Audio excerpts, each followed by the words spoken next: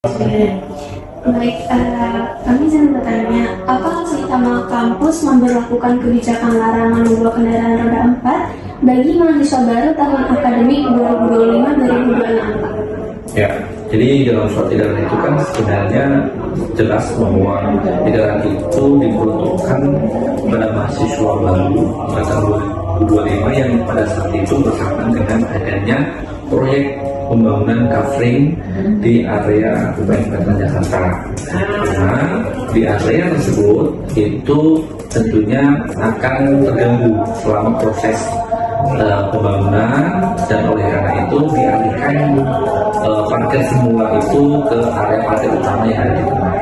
Nah, oleh karena itu agar tidak terjadi kecelakaan atau hal yang tidak diinginkan, makanya saya itu sebagai media ya untuk mencegah dan juga untuk menjadi perhatian terkait dengan mahasiswa khususnya yang masuk ya pada saat kemarin.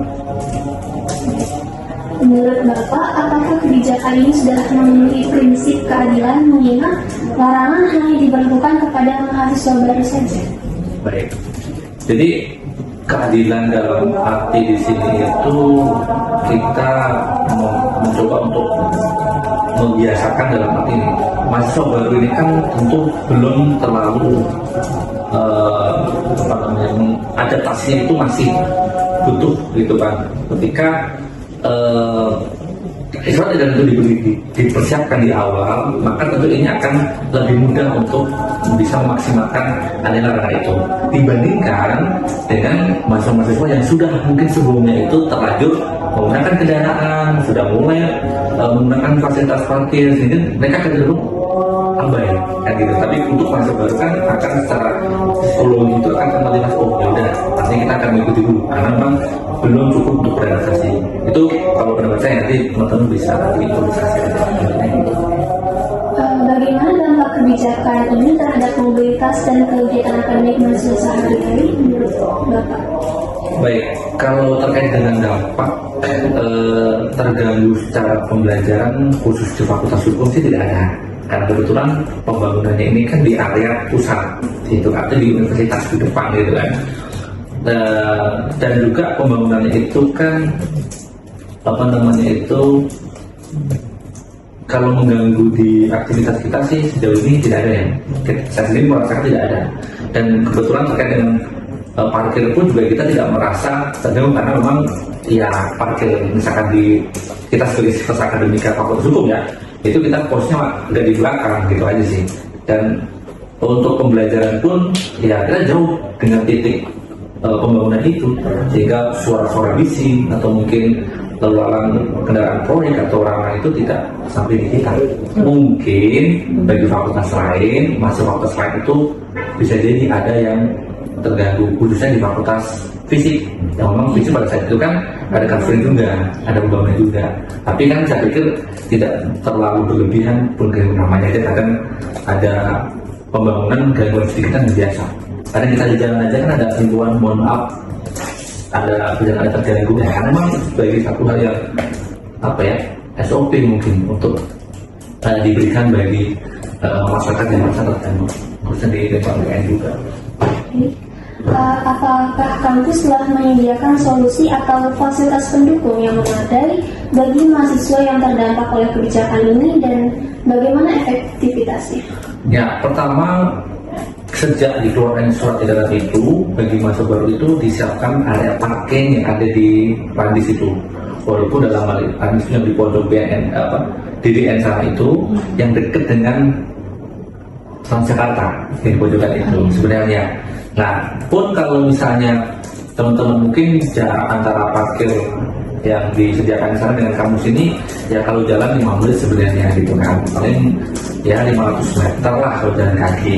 Tapi kan itu sebagai upaya untuk memberikan suatu solusi, karena tidak bisa seolah kita melarang tapi tidak menyediakan tempat gitu.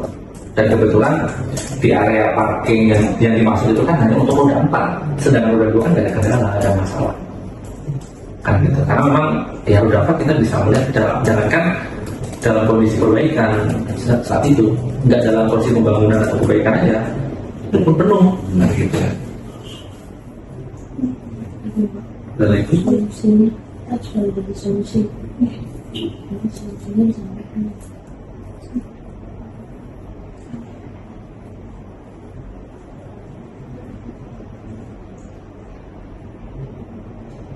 Nah, itu segitu aja. Bisa kita sampaikan di tidak terpisah ya. oh boleh Solusinya kita lihat. Solusi dari kita. Validasi sama. Apa gimana ya? Oh ini udah. Udah. Udah. Terima kasih. Apa dari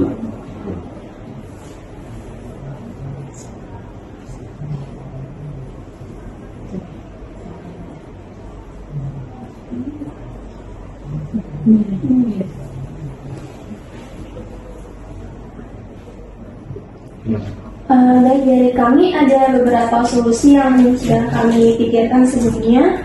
Pertama, ada pengecualian larangan bagi mahasiswa dengan komisi khusus dan penyediaan stiker penanda agar dapat mempermudah para petugas untuk memprioritaskan mereka. Mahasiswa itu orang-orang yang berkebutuhan khusus itu Pak. Menurut Bapak bagaimana solusinya? berkebutuhan khusus gimana? Maksudnya dia perlu dia angkatan 25 tahunnya dan dia memang perlu dibawa dengan kendaraan roda empat. Oh, bisa dalam kondisi tertentu itu gitu. Bisa, boleh aja kan. Kita juga kita tidak membatasi itu dalam arti kaku ya.